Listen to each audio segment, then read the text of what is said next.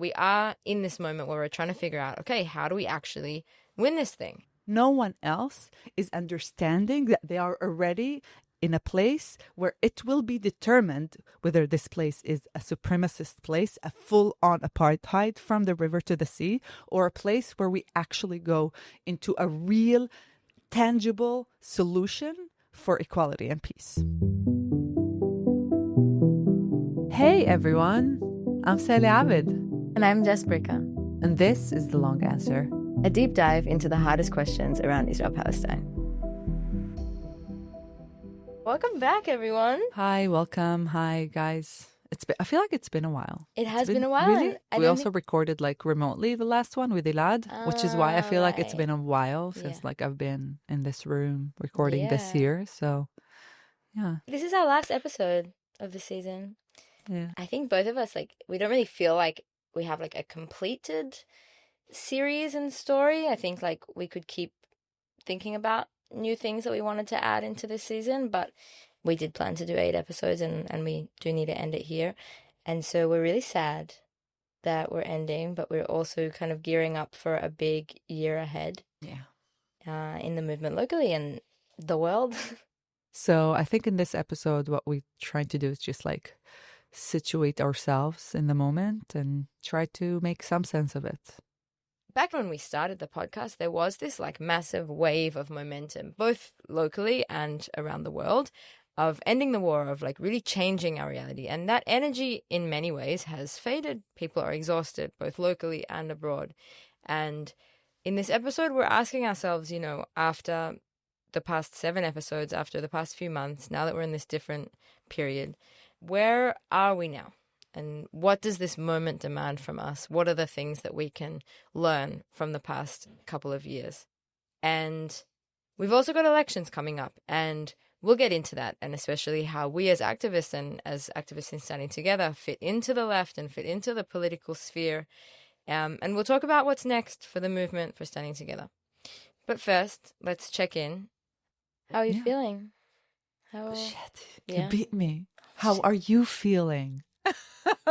Shit, sorry. That's how... You said you were going to pick me up, so how are you feeling? How am I feeling?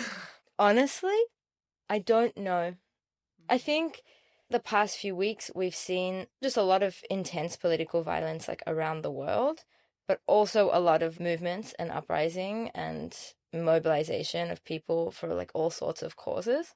I'm really trying to not be overwhelmed. I'm really trying to fight that and be okay, focus, listen to people with lived experience from the different places. I've been trying to listen to a lot of people's voices from Iran or Iranians in the diaspora about what's happening right now in Iran, and listening to a lot of Palestinians in Gaza and the West Bank and all over, to ground myself in the realities of what's going on, and to not just be completely overwhelmed all the time by the crazy news cycle, which I don't think is helping us in any way, I guess.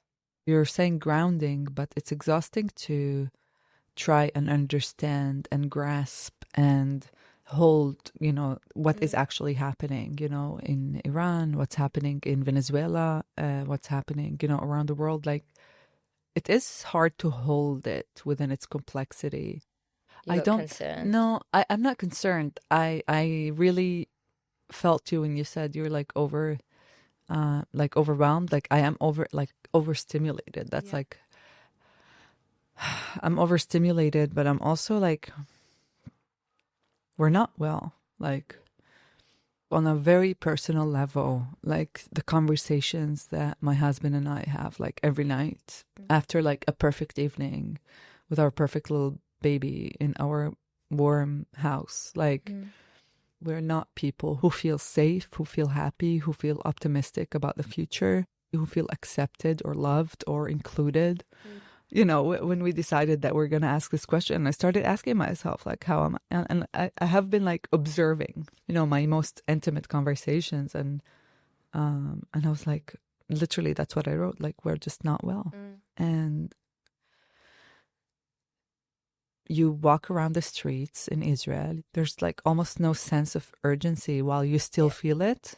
And that's one of the most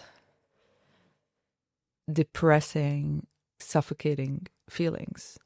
Obviously, standing together and being part of a movement, there is a momentum that you create in order to grasp on it, but you need to create it. So it's also an immense sense of responsibility to maintain the momentum, something to hold on, to match this feeling of urgency and this feeling of despair and this feeling of overstimulation and overwhelm. There is this sense around us of like collective amnesia, which I think if you try and think about when it started, like I really think it started the day after the hostages came back, like really the day after the ceasefire started, that it was almost like this like unspoken just shift of like, okay, it's like done. It's done now.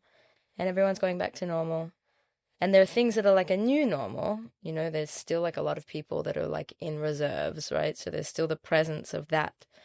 But besides for that, it's not like people are out on the streets people were out on the streets every 3 days. People were, you know, any performance that a singer would give, they would say at the end, like, you know, and we want everything to be fine and for the hostages to come back. Like, I still don't think people were saying like ceasefire necessarily all the time, but they were saying there was some sort of acknowledgement of a crisis situation in everyday life.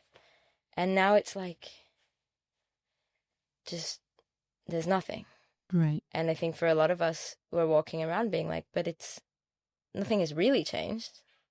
Like we're still in a crisis. Yeah. Yeah, in Gaza and the West Bank, but also here, we are at a very critical juncture.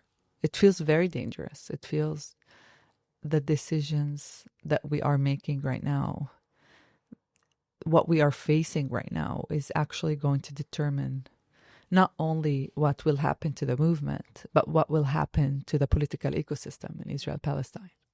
And I think that's what we wanted to really touch upon. So, like, what do we do now as a movement? Like, I think that one difficulty we have, you know, when thinking about the upcoming election and electoral politics in general is how we align ourselves with the larger left in Israel. Even within the mainstream, more liberal parts of Israeli politics, there's a resistance to talking about Palestinians at all. You know, the occupation is not something that's spoken about. Even, you know, Benny Gantz's party, which is very centrist, just had a campaign where they speak about, you know, not sitting with Arab parties as like a selling point. In many ways, I think the liberal camp's ideology is the antithesis of the purple, you know, of the standing together ideology. For them, you know, the enemy is not the ways of Benjamin Netanyahu. It's Benjamin Netanyahu, which is very narrow. Many people don't believe that any sort of like political solution around the occupation is possible or safe or worth the risk. And a lot of people are kind of connecting to parties or being sold ideas by parties based on fear and trauma and risk. And there's very little kind of creative alternatives being offered by parties in this moment. Mm-hmm. And then there's, you know, a couple parties on the left, and there's a lot of Arab parties that I want Sally to kind of go into a bit more to talk about. But, and a lot of those parties don't really reach the mainstream anyway as well. And I think a lot of us don't really feel represented by them. You talked about this elections being, you know, we are coming to like a critical point, going from a ceasefire, the hostages are back. But this wasn't just another round of war, you know, of aggression. And I think in many years ahead, we will look back and historians will look at this as a shift in paradigm. What we're seeing is that the settler fascist right is actually already in the new paradigm. What does that mean? It means that they understand that in the last 20 years, let's say since the Second Intifada in the 2000, arguably after the assassination of Yitzhak Rabin, after the Oslo Accords have fallen and that conception and that paradigm of peace of separation, unilateral peace as well, collapsed. And then you had the Second Intifada, and the new paradigm in the last 20, 25 years has been of managing the conflict, right? And by managing, it means, you know, minimizing the damage and the breaches of security while deepening the oppression and deepening the system and expanding settlements and putting even more walls and more security and more restrictions on Gaza and in the West Bank. And this paradigm has also now collapsed. And the settlers understand this. They understand that this is the time to determine where we go. This is the time where it's like the absolute solution. It needs to be absolute. We cannot manage this anymore. We have to ethnically cleanse. We have to deport everyone. We have to take away the citizenship of the Palestinians in Israel. There is a very, very clear, elaborate plan for that, right? And it's coming. It's not something that is, far-fetched or fantasized. It's something that is very real, that is discussed by what is now considered mainstream media. People who are, if you're talking against Israeli regime, you are not allowed to run, you are not allowed to vote, you're not allowed to work, you're not allowed to study at universities, and eventually it's going to be, you're not allowed to be a citizen, right? So it's not something that is fantasized, something that is well on its way. And they're already there. And I think that's the problem. Like, why am I doing all of this introduction? Because no one else in that paradigm within the opposition. No one else is understanding that they are already in a place where it will be determined whether this place is a supremacist place, a full-on apartheid from the river to the sea, or a place where we actually go into a real, tangible solution for equality and peace. And the Arab Palestinian parties are also not there. They're not there for technical reasons of really not being able to reach the Jewish society and barely reaching the Arab Palestinian society. And the liberal camp is talking about the old paradigm still. They're like, okay, let's go back, let's investigate, let's do this better. Let's make sure this doesn't happen again while maintaining the siege, while maintaining let's separate, let's keep it, let's manage it until we understand when it happens. And they are missing the point. Even the ones that do understand, like Yair Golan, who is the head of the Democrats Party, who does understand that at some point there needs to be an end to the occupation and to the siege. He doesn't understand the urgency of where we are right now. He is literally unable to compete ideologically with the fascist settler right wing. And that's very dangerous. And I think that's exactly where the purple ideology comes in, to try and compete for that. Where do you think that the Arab parties stand in terms of this paradigm shift? Do you feel like they are within the same realm as the liberal camp that's not really understanding that we're in sort of a new reality? Or do you think that they also are and actually have something to offer? That's a good question, because I do think they naturally are more aligned with a new kind of paradigm, especially, if they tried, right? Even, if you look at the actual ideological differences of Khadash, Jabha, the Communist Party, and Tajamma, Balad, Tajamma basically said, no, we can't talk about, a two-state solution because it stays within the paradigm. And we need to talk about a state for all of its citizens, right? Like a democratic state for all. And it's more like anti-Zionist, agenda. They were already, in a place where they are able to push the narrative more for decades. They have been doing this as Palestinians. But I don't think that's as relevant because they are just unable to reach the Israeli public. They are, unfortunately, extremely irrelevant to the Jewish Israeli public. And even the ones that are willing to work with them, they see them as something that is separate. And I think that's also the key to who are we claiming responsibility over? And the Arab parties are not claiming responsibility over the Israeli public. I think the shift in paradigm is much more than just peace and equality in that sense. And you have to, in order to lead that kind of paradigm, you also need to build a new kind of political protagonist. And I don't think they imagine it the way that we do. However, I do think that we are easily able to mobilize them around it. I'm less concerned with shifting the leadership of the parties into the new paradigm and more into shifting their bases into the new paradigm. And that means, when the base is shifted, the leadership shifts with it, usually. And if not, they become irrelevant and new leadership comes up, which is great too. You said that the liberal camp is basically, the antithesis of our politics, of purple politics, or the politics that Standing Together does. Do you want to explain a little bit about why you think that they're the antithesis? Like what about them makes them the opposite of what we're trying to do, or so different for people that might not understand? Our politics, it views change and social change as a hegemonic change of many, many camps that are under the same umbrella and connecting the majority of the people, envisions a majority of the people that shares the same view. And the liberal camp is more tribal, more sectorial. Once you isolate quite systematically and quite ideologically certain sectors of society, of the people, it's strategically doomed. I'll give you an example.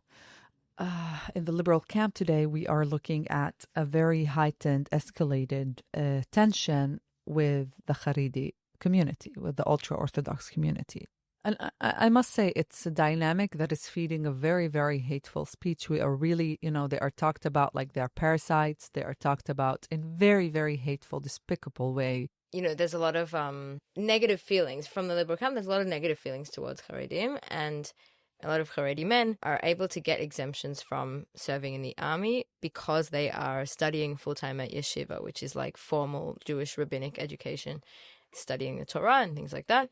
When someone is like enrolled in a yeshiva, they can get an exemption from the army, but this exemption is not necessarily based in the law, and the dynamic around it is that the High Court has traditionally been the institution in the country that has some sort of ability to make that de facto situation like not official, in the sense that like as long as the High Court's there and the High Court's strong, there probably won't be an official law that exempts Haredim as like a whole, as a sector, from serving in the army. And so when all of the talk about the judicial reform started happening, there was hard feelings toward the Haredi community because people That's an understatement. It was borderline like... Yeah. I don't want to... Anti-Semitic. Very, very discriminatory. And it was because there was this feeling of like, okay, if they take away the power of the High Court, they take away any possibility of making sure that there's no official exemption for Haredi men to serve in the army. And then a year into that sort of protest movement starts October 7th. And all of these reserve soldiers got called up to go into the reserves. And so not only was there this like issue with people feeling like the Haredi community wasn't sort of pulling their weight in terms of going to the military, but also many more people in the society were now going to reserves and were facing reserve duty and feeling like, well, we're losing our lives and we're putting our lives on the line, and these people are not. It's also tied up with the fact that a lot of the Haredi community is not involved in the workforce, and so therefore relies heavily on public funding, but also doesn't really, they're not involved in the thing that everyone else is expected to do, which is the military. And it creates that really negative dynamic between, I guess, the liberal camp and Haredim. I do think it is important to understand it's not just about the Haredi, of course. It's I think the architecture of the state of Israel has been serving the liberal camp, and they want to maintain it like that. And it obviously has to do with Palestinians. While the fascist settler right is talking about like full on, like openly Jewish supremacy, the Jewish supremacy was maintained throughout the current paradigm and the older paradigm even, with the Oslo Accords. And it's something that is still well maintained and well practiced and well internalized within the liberal camp. But it's not only about that kind of supremacy and inequality of Jews versus Arabs. It's also Ashkenazi versus Mizrahi and versus, Black Jews. And it's also another kind of basis, another kind of foundation that the liberal camp at the moment hasn't been able to really take a real stance against. I'm not saying that they haven't been dealing with it. I don't think there's like complete lack of awareness of the issue or lack of representation. I do think there has been some efforts to have more representation, to understand, these kind of grievances, but they will not be able to offer a real kind of solution, a real kind of reconciliation of these kind of communities who were deeply mistreated, like very, very badly mistreated by the state and by its institutions for decades. Because I do think there is reluctance because they are the most benefited. They are still paying a price, as we said, everyone is, but they are paying the least price. I think there is a very, very heavy reluctance to really shift the paradigm. And I think what's interesting is that we can see, like, sort of from an outside, like, okay, this liberal camp or this kind of Ashkenazi, higher socioeconomic status, center of the country kind of group of people, we can look at that and say, okay, these people do benefit from a certain amount of privilege. But at the same time, I think a lot of people within that camp feel like, well, we're the ones doing all the stuff. We're the ones serving and going into reserves all the time. Mm-hmm. And we're the ones working really hard. Paying the most taxes. And then there's these other groups in the society that are benefiting from that but aren't pulling the weight. And so it's interesting when people in the society who carry a very, very high level of privilege also feel like they are doing the most, that they're contributing the most, that they're actually putting their lives on the line. And it's very hard to shift that paradigm when that's... Yeah, but that's also like liberal values that are based on capitalist values, right? Not on socialist ones, when your rights are conditioned by how much you contribute to society and not by like your actual basic rights that you deserve as a member of society, whether it's, serving in the army, paying taxes, or, whatever they see as the obligation at the moment. So that's also, another very, very inherent difference between us. Regardless, when it comes to the obligation of serving in the army, we also should just work on not having to serve in the army, right? And I think it's, we also we're not here to like bash the left. We're not here to just say like, well, they're doing the wrong thing. They're doing the wrong thing. This is why they're wrong. This is why we're right. Because I think we're human too. Like, we don't think that we're necessarily doing a perfect job at what we're trying to do. And, I think we have a lot of ways in which we can grow and mobilize a lot more people that we're currently mobilizing. But we are in this moment where we're trying to figure out, okay, how do we actually win this thing? How do we, as broad coalitions of people who are on the other side of the political spectrum to the right-wing settler elite that are kind of controlling everyone's lives in this moment, how do we win? And when we talk about the liberal camp or the current representation not being able to represent communities in the periphery or Haredim or different communities, how do you think that we have shown moments where we're able to do that? Like, what have we done that does show a clear difference in our politics and theirs, and how do we, what do we want them to be doing? Mm-hmm. First of all, we are not bashing, but we are heavily criticizing the leadership. Yeah, they deserve it. It's important. Like, I'm not gonna, we are ideological and we have our own things. It doesn't mean that we think that everything that we do is right and everything that we think is right, but that's the way that we are. And, we try to convince as many people as possible that we are right. That's the game.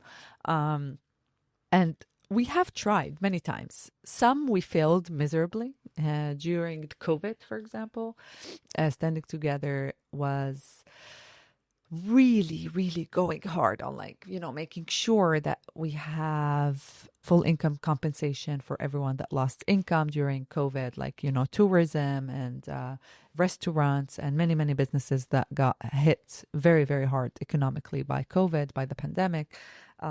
And we really tried. We really, really tried. I remember literally going around, running in Netanya and Khedera, in a place, talking to business owners, it didn't work. Obviously, it has to do with our affiliation, years of affiliation with anti-occupation work, and people were very skeptical about us. But I think it takes so much time for people to really build trust with new leaders and new leadership and new voices. It takes so much time to do that. However, a couple of years later, we led the minimum 40 campaign to raise the minimum wage from 30 to 40 shekels an hour. And that was extremely successful. We were able to organize hundreds of Haredi and Palestinian men and women, because these are the main minimum wagers, and students, university students. These are like the three largest groups that earn minimum wage. And it really worked. We were able to literally create a coalition within the Knesset and on the ground of Likud members and Arab parties and leftist parties, and like so many different coalitions that, supported this law. And it passed preliminary vote before the government went down again, and we were into another round of elections. But the fact that we were able to build that kind of political story within the Israeli public was historic. It really was. And I think it is something that we hold very dear to us, to understand, okay, there are things that work, but political story and political interest is not enough. You need to build communities. You need to build trust. And that takes time. And another thing that you need is the big megaphone. And that big megaphone can only be obtained if you are competing electorally on the political sphere. And that's something that Standing Together will never be able to do, because we are a movement, we are a people's movement, and that's what we will always remain. So that's the major limitation that we have as a movement, which, really, brings a different kind of discussion on, do we want to build a different kind of party that is affiliated with the ideology and with the kind of politics. To be clear, Standing Together is a movement. It's not a political party. And, there are individuals in Standing Together who maybe will run for office, who maybe will try fill these political voids, either through existing parties or starting other parties that are not necessarily, affiliated with the movement. Mm-hmm. And so these are all questions that we're asking ourselves, and we're trying to figure out where we fit, which political voids we can actually fill. And at the same time, we can't only rely on elections to make change. I think it's also not surprising that the moments in which we've seen a lot of success in organizing people from the peripheries, or organizing Haredim, organizing Arab society, is often based around the economy. At the end of the day, the number one thing that people, think about before they go to bed and think about when they wake up is how they're going to put food on their table for their children. Or not die. Or not die, right? It's I think a lot of mainstream politics is around bitachon, security, as this broad idea, okay? And that's usually related to the Middle East, Palestinians, etc. But the mobilization that we've had in the periphery amongst Haredim and amongst Palestinians is around socioeconomic issues. And right now in Arab society, around crime, around people's real practical safety. Obviously, we talk a lot about these more abstract concepts like peace, like equality, things that are big headers. But at the end of the day, when we are organizing the society and we're organizing people, we are talking about the things that everyone can agree on, that are the things that we're thinking about constantly. Yeah. I mean, even as a political leader, if you're not talking about people's lives, why would they believe you when you talk about peace like something that would serve them? Same as democracy, right? What does democracy mean to a single mom in Petah Tikva? What does it mean? What you said about, around in COVID times, trying to organize people, and people sort of came to us and then realized that we have political stances on things that they don't necessarily agree with, and then we're kind of turned off. I think a really important question for us in this moment is, how do we reach everyone, and how do we engage everyone's political base so that they can hold their leadership accountable, and so that we can fill that void, while also not compromising on our values? I don't think it's about compromise. Who doesn't want peace? Literally, who doesn't want peace? But if you don't see it as an option, and no one is given it as an option, then why would you understand it? Why would you fathom it? Why would you therefore choose it? Of course you're not, if it's not possible. It's a challenge. It was not a challenge. It's literally the challenge to make peace a popular demand. Yeah. Something interesting about Israeli society is how I think there's a lot of societies around the world where, like, I mean, maybe it's getting less and less these days, but where a lot of people kind of identify as like apolitical. Like politics doesn't really like seep into the society, or there's this desire to not talk politics.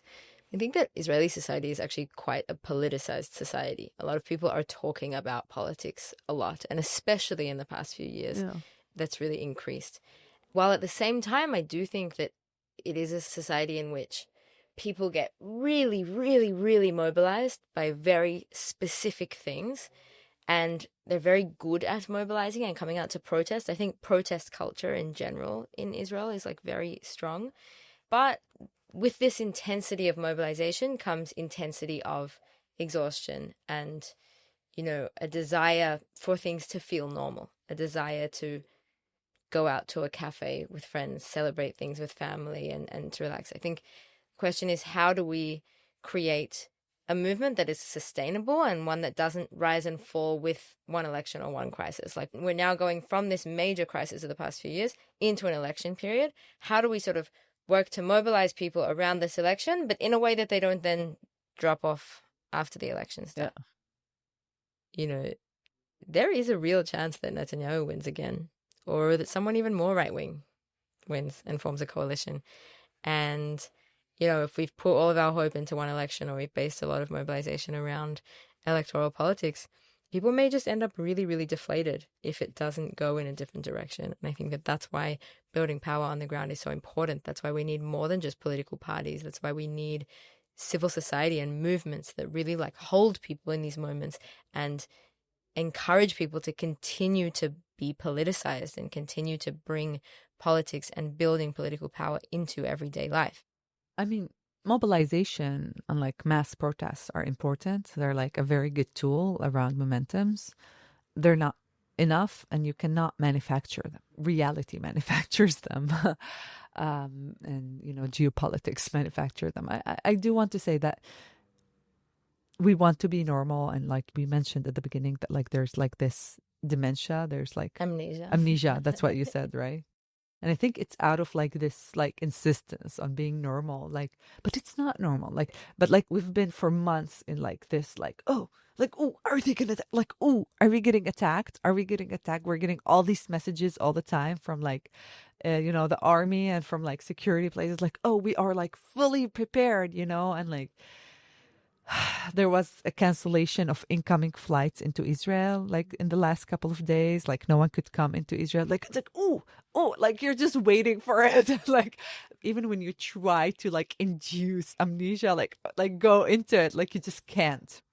There are many, many ways to harness this kind of, sentiment. We are constantly building new communities. We literally just started a new community that is not yet a chapter in Rishon LeZion. And we are organizing people there, meeting people, having, house meets and organizing workshops. And you see, like every time, every week, every month, they are meeting, and there are more people, and there are more people. And we talk to them, and then we ask them, and then you meet people where they are, right?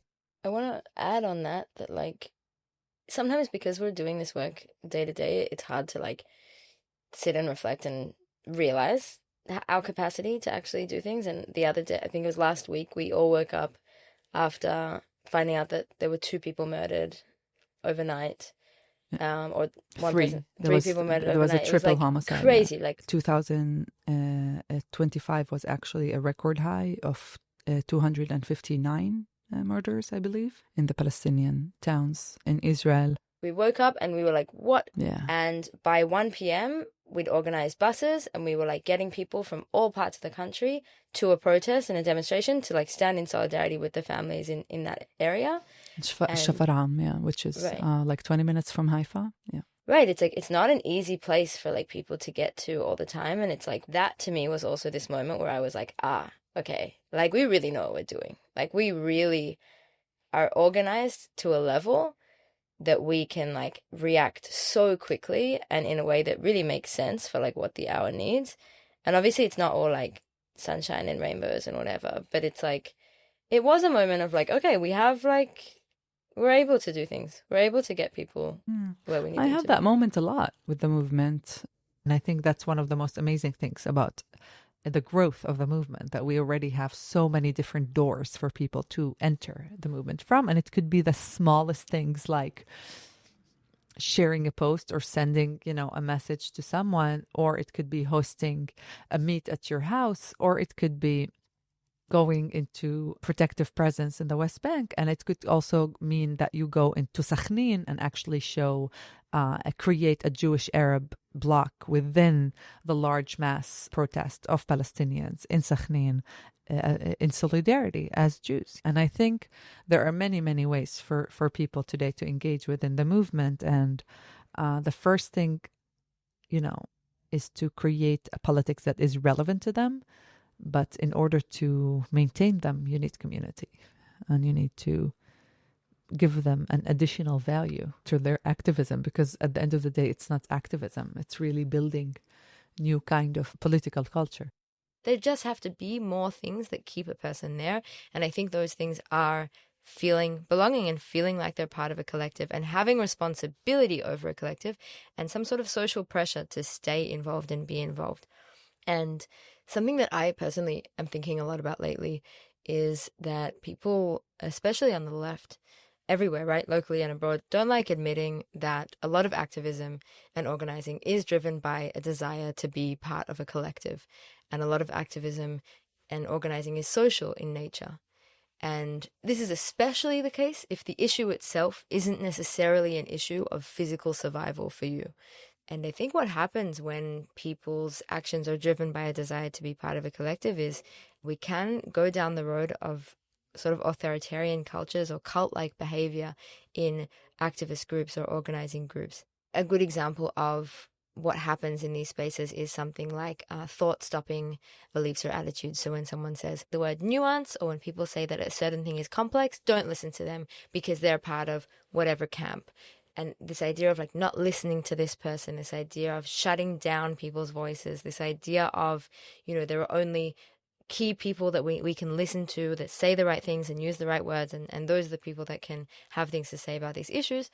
Like, don't listen to AOC. She's a Zionist because she, I don't know, maybe thinks that like Israelis are human beings sometimes and says that out loud. And to people like, don't listen to her. She's a Zionist. And it's like, she's AOC.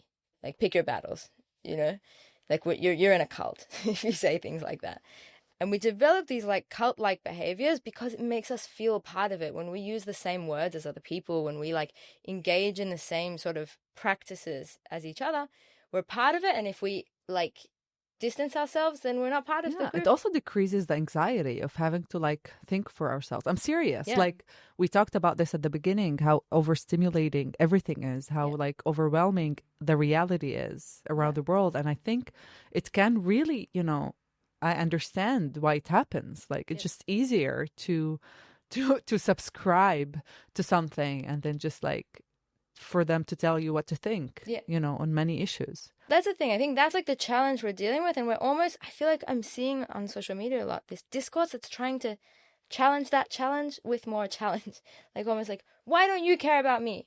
You're not part of my group. You don't care about me. You don't care about me. Everyone's talking over each other. And I think the opportunity is that once we recognize that, we harness it and we say like, okay, we just need to bring people more opportunities to be part of collectives and part of communities that don't thrive on these like cult-like behaviors, but that actually bring more people into organizing. It's also the most reliable, most effective way to harness real resources and real trust and partners and solidarity within your community. And yes, you build nuance. You build such a deeper, more complex, I'm using all the words. You really build such a deeper, complex understanding of the mission. And I think that there are so many ways to impact the reality on the ground here in the conversation from abroad, right? Whether it is organizing locally, running campaigns to hold your representatives accountable, getting together funding for organizations on the ground, highlighting the voices of people on the ground in Israel-Palestine and in all sorts of struggles around the world. I think that if we can keep at the forefront of our minds this idea that we all want to be part of a collective, and making sure that our organizing spaces are spaces that bring more people in, and spaces that work to keep people in, work to take care of people's burnout, work to hear what people want things to look like, and shape our environment according to the demands of the people that are involved in these groups. I think that that's what's going to mean success. And that's what's going to mean that we're going to be able to actually build the political power that we need. And I think that both with regards to activism abroad around Israel-Palestine and activism around more local issues or just other issues going on in the world, I think that there are a lot of things that we can learn from each other, and a lot of ways in which we can work to organize better and more effectively, and to avoid falling into dangerous traps. For example, I'm feeling really inspired by these like Ice Watch groups in the US. I think that we can learn a lot from these Ice Watch groups. I think the Ice Watch groups can learn a lot from our work in protective presence and solidarity initiatives in the West Bank, because at the end of the day, these struggles against oppression, against authoritarianism, against, discrimination of people based on where they were born or what group they belong to are shared. And we need all the help and all of the assistance from one another that we can get. We wanted to end off this episode and the season by talking about like what we kind of learnt from each other or this experience, and what surprised us about each other or this experience. And I want to hear from you. What have you learned? What surprised you? What triggered you? One of the things that, I guess not surprised me, but like that I learned more deeply and thought more about that I haven't before, was understanding your experience as a Jew in a Jewish state. And that's like something like that was one of the first episodes. It was very interesting for me to like see you actually drawing comparison between being a minority and then living within a state that is like yours, while like acknowledging how oppressive it is. I think that's important. And it was hard for me at the beginning. Like it was hard for me to like how can you hold the fact that you enjoy that you enjoy Yom Kippur as a Jew in Israel, while like understanding how oppressive it is and at what cost it comes. And I think there's something very authentic and very real about insisting on loving this place as a Jewish person, and not only because you ended up here as a Jewish person, that is essential for our political project that I never realized before. Does that make sense? It makes sense. And it was also like, it was also one of the things that I wrote down is like, that I'm out of practice in like speaking about myself and speaking about my own identity. Yeah. And I remember, a friend after that episode said to me like, yeah, you spoke about how like, you had this like kind of upbringing that educated you to kind of want to move here, and then you moved here and you learned about the occupation and all this stuff. You like spoke about that, but you kind of skipped over the fact that like at the moment at which you chose to live here, you actually wanted to like learn Hebrew because that felt meaningful to you. You wanted to like see what it's like to live in a Jewish society. You wanted these things, and like you didn't speak about them.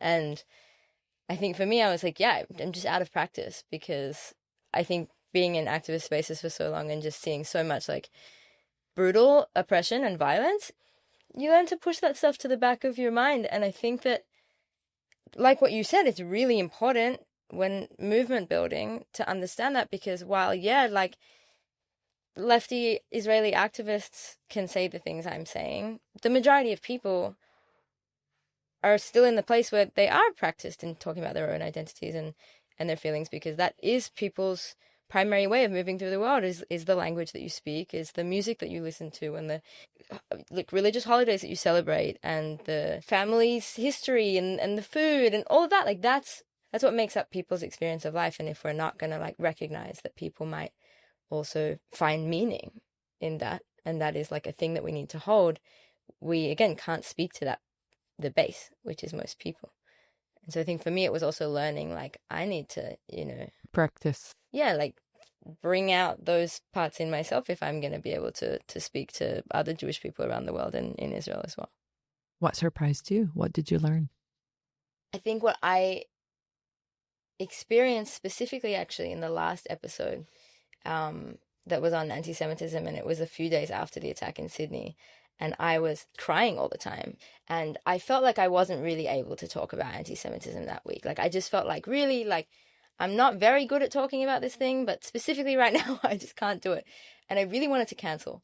And I was like, you can't, because Sally shows up every time we record after a massacre has happened to her people, and like, who the fuck are you to cancel when, like, yeah, this really horrible traumatic thing has happened, but like, how am I expecting you to wake up every single day and read the news and hear from friends and family in all sorts of places that are having this lived reality, and for you also having a lived reality of being like under extreme and violent fascism, and I expect you to just come and record with me and like have this conversation in this nice little room in our studio in Tel Aviv. Like, how can I cancel? And I think that's a really, really important experience to have, and is probably like these experiences are the closest you can get to like actually understanding someone's lived experience, is when it confronts you with like when it confronts your own comfort.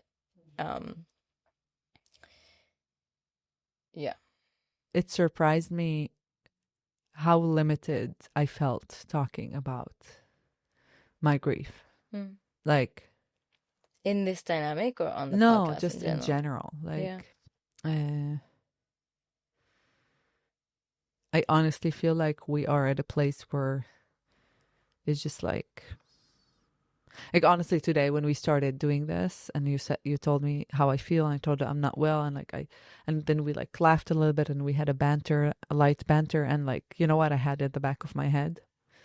A 1-week-old that died from like the cold in the tent in Gaza like 2 days ago. I'm like, why am I laughing right now? And like that's always in my head doing this, like, and I don't know if it's like surprising or anything, but like maybe it's worth sharing with the listeners that like it doesn't like the, you know, the guilt and the heaviness, it like doesn't leave us, like it doesn't yeah, it doesn't, like it's just there all the time. And you know, I was actually hoping I would be able to be more like articulate with my grief, because I really haven't been.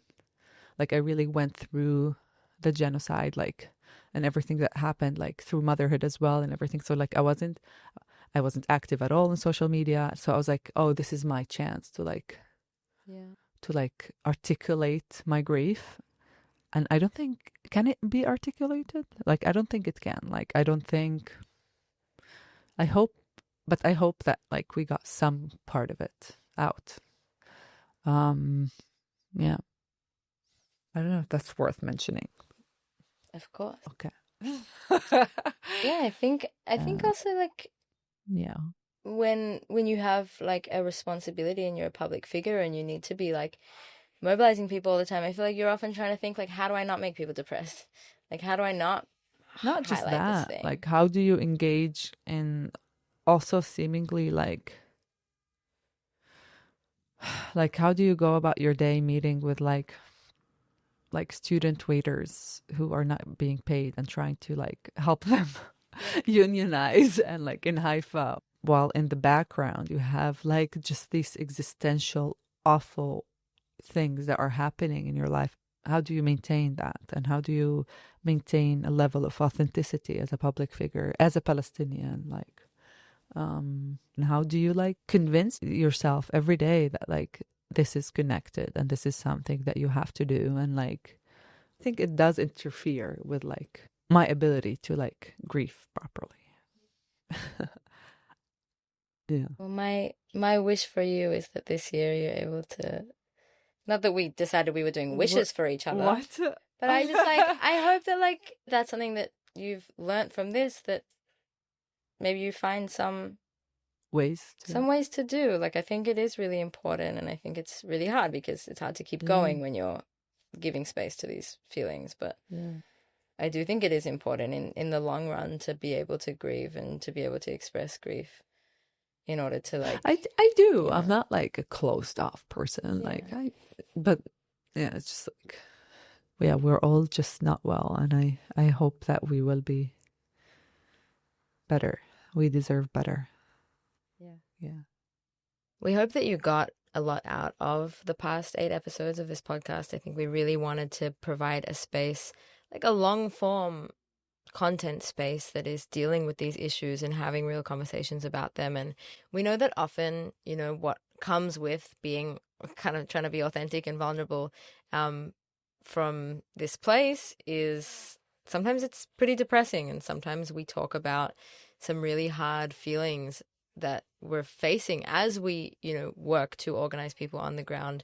Things are really, really hard, and you know, we're not here to like depress people. We're not here to make you feel more despairing than you already are. I think we want to just show the reality of it, but that at the end of the day, I think, you know, when people ask, you know, how can you keep doing what you're doing, or how can we stay motivated to do this or to care about this issue? Something I come back to always at the end of the day is like, well, because it's people's lives. What are we supposed to do? Just like pretend that that's not the case? Pretend that like this is not a life or death issue that we need to solve in a way that guarantees people the actual ability to live with safety and equality? And like, what's your, if you're just going to put your head down and say, okay, fine, there's nothing I can do, then I might as well leave, right? I mentioned it before. There really are two main ways right now, because I think the middle way of maintaining a status quo is just being stuck in a place that is, it's delusional. I don't think it will stick. I think it will be very, very hard to maintain that illusion of managing, you know, holding on to the old paradigm before October 7th and the genocide. And then it will just have to go either way. And yes, it might go into a way that is extremely ugly and dark, uglier and dark, because it's already extremely ugly and dark. But I don't think that's what people want. I don't know if it sounds naive or too optimistic or too, I just honestly cannot imagine a collective choosing to remain in that kind of darkness and pain and loss and insecurity if they are effectively being offered a different kind of option. I honestly don't believe that. And the question is, are we going to be able to offer them that kind of option? That's the question. And I think it's factual. Like, the thing that we know is society's changed. The thing that we know is reality's changed. And I think the thing that we can be certain about here is something is going to change. We're just not certain about which direction it's going to change. But if we know that it's going to happen, things are not going to be like this forever, then we have no choice but to keep pushing it along the way that we want. Yeah, and we have the edge. Like, we have the edge of actually offering the better option. Yeah, which is good news. Thank you for listening and for subscribing and for sending this to your friends and family and sharing on your social media, and for your support. Thanks for being here with us. Yeah, and thank you, Yoshi. Yeah, Yoshi Fields is the best podcast editor and now therapist too. Yeah. Thank you. And he's been kind of our therapist. I think, like, you know, he's been our editor, but he's really helped us beyond. Yeah. And thank you, Jess. Thank you, Sally. It's been real, yo. Way to end us off. Truly. Yalla, bye. Yeah, bye. This show is produced by Yoshi Fields, and music is from Epidemic Sound. Please like and subscribe wherever you listen. And if you have a question for us, feel free to email us and we might even bring it into the show. Our email is podcast@standing-together.org. We've also put it in the show notes. We'd really love to hear from you. And if you'd like to support the podcast, feel free to donate to Standing Together. You can find the link in our show notes too.